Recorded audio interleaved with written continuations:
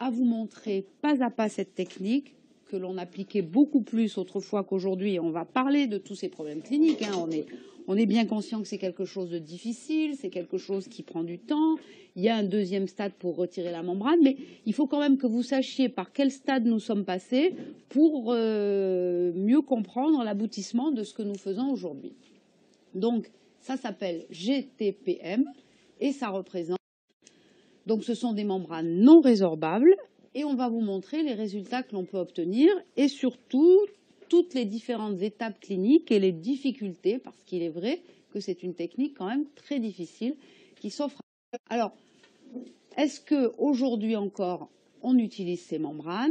Si oui, comment l'intégrer au traitement parodontal et surtout comment pouvoir évaluer les résultats? Alors, on va prendre ce premier cas de figure parce que c'est un cas que l'on peut rencontrer assez fréquemment. Une dent stratégique, une canine pilier antérieure de bridge avec ce défaut infraosseux que vous pouvez individualiser sur la radio.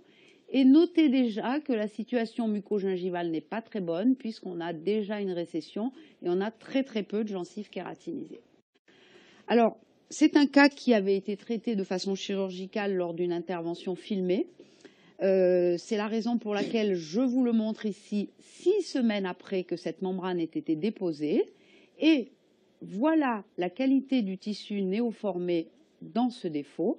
On va voir comment ensuite il va vieillir radiographiquement. Mais ça, c'était la séance où on avait donc déposé la membrane.